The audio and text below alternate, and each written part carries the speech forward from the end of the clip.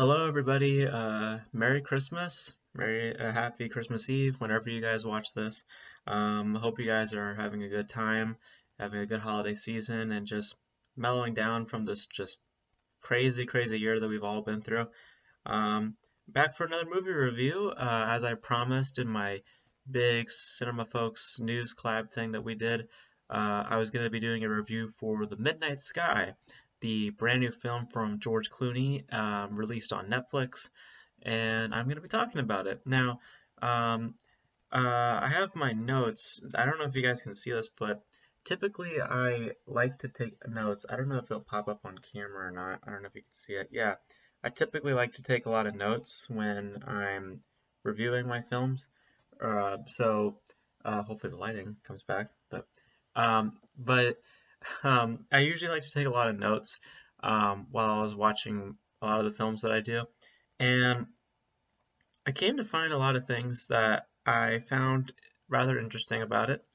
And I don't know if you could tell from here. It just turned off. I don't know if you could tell from here, but there's a couple of issues with it. So, but let's get into what The Midnight Sky is about. So, The Midnight Sky is a post-apocalyptic piece about a lone scientist who makes contact with a ship, and he finds this little girl, and these two need to battle their way through the environments and the world at large to reach further contact with this spaceship, so that they can change course, so that they do not have to return to Earth, so that can remain safe from the environments that have been plagued on said Earth. So, um, knowing that and seeing the trailer, I have to say I wasn't fully fascinated because by the trailer. The trailer didn't really grip me, and I was a little concerned going into this that I was going to come off as sappy, or was going to come off as a little melodramatic. And well, my feelings on the trailer are pretty much my feelings on the movie. Um, I will say this first off. I think that it's firstly visually interesting. Um, I think that the visuals are quite breathtaking at times. I think that they hold some interesting ideas, and I think that um, they they they incorporate the CG elements quite well. Like, I think at some points the astronauts themselves, like some of the actual human characters, I think even they sometimes are actually CGI, wrapped around other CGI characters, so as to not make them feel fake. And they actually worked quite well. So I actually quite appreciated that. And I think the landscape as well, in terms of how the Earth is represented, I think that that was also quite uh, well fleshed out. Um, I think George Clooney in front of the camera was fair when he was on screen. I thought he was fairly good. And I have to say the score, which a lot of people have been talking about, is pretty interesting. It's actually quite good. The words that I described it would be wide ranging. It's pretty wide. I mean, it doesn't just stick to one type of tone. It kind of goes everywhere, and it's quite nostalgic as well. It kind of feels more lines to what a classic Hollywood score would feel, and also wrapping in other modern elements as well. However, what I had just stated right there is also the main problem with the film. Because now we're going to get into my issues with the film, which are plenty. Um, the first thing that I had noticed right off the bat is that the film, and it's ultimately the big problem with the film, is that the film has a hard time tonally trying to figure out what its purpose is. Because the tone is all over the place. Because the score, while is, as I said, very, very good, it increases the tonal oddness of the film, and it doesn't suit the story at all. Because there are points where the film goes into this very um, childish environment, to this very dramatic environment, to this very hopeful environment, to this very like, it just kind of bounces to many different tones, and they don't mesh well, and it doesn't suit what the story is trying to represent.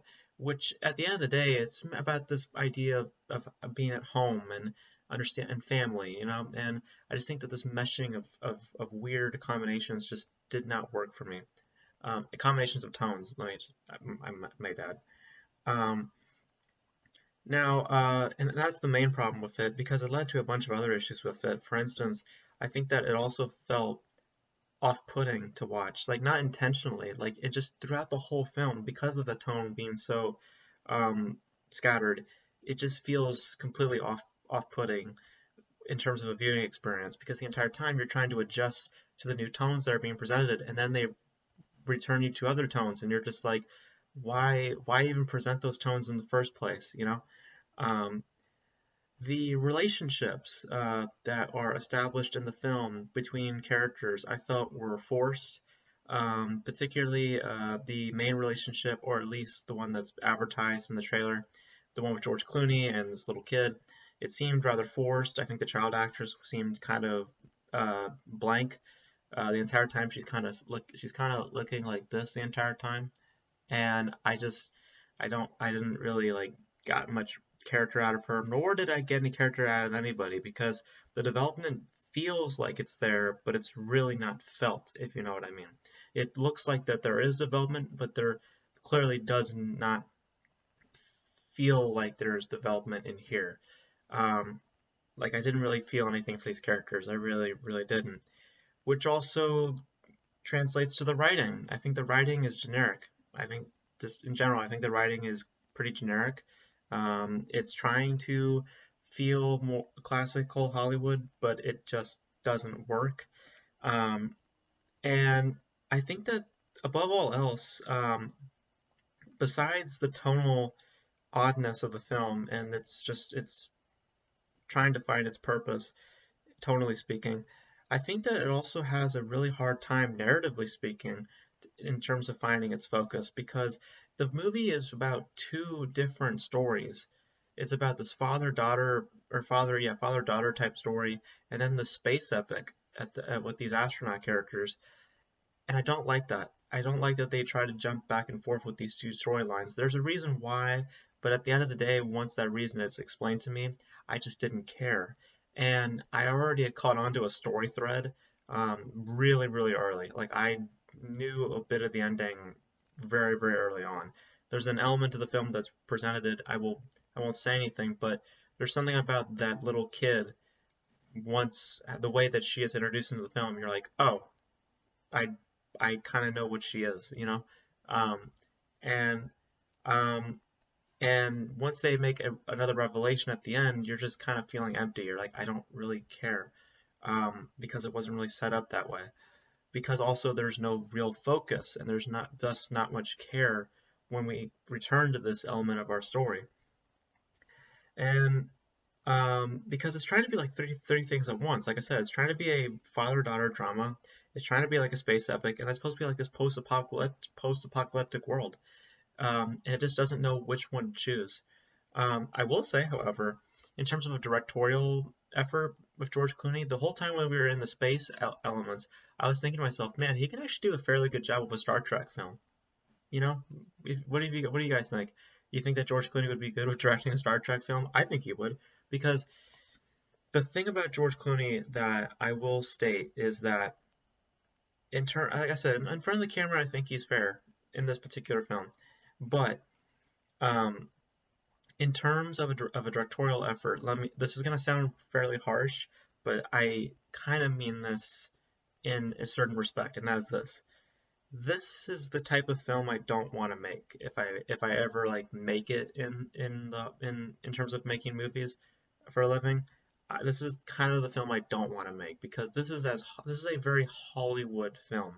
This is something that Hollywood would make, because I think it's, you have these stars in here, you have the action, you have this and that. You're balancing out so many cliches, and I don't like that that's the case here. I really want this to be focused on the father and daughter elements, and I really think that would have filled in the other gaps, and the emotional resonance would have been there if we focused on that particular element.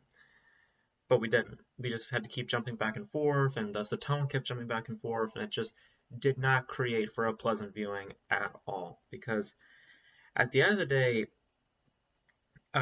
While visually interesting, and I think that the score is also quite wide-ranging, even though I think it doesn't fit the film at all, in my particular opinion. Um, if I were to sum it up in a small blurb, I would put it in this particular light, which is this. I think George Clooney operates like a classic Hollywood director and a modern filmmaker at the same time. And that's the greatest killer to him as a storyteller. And that is ultimately how I define The Midnight Sky. It's ultimately something that just can't find its footing and is just in a big, big form of identity crisis because it does not know what it is, it does not know how it is, it does not know what to do with itself. And ultimately, at the end of the day, you're kind of watching something that looks pretty and has something interesting that to say, but ultimately it just doesn't know how to say it or how to make it across to the viewer that's appealable enough. So, um, and I think that at the end of the day, you're just going to walk out of it saying, okay, I'm going to forget about that. It's disposable in every sense of the word. And I think that in terms of what Clooney was able to craft here, I think that again, that there is an interesting narrative to be told and that there is interesting ideas at play, but really it's just what it could have been, not really what we got.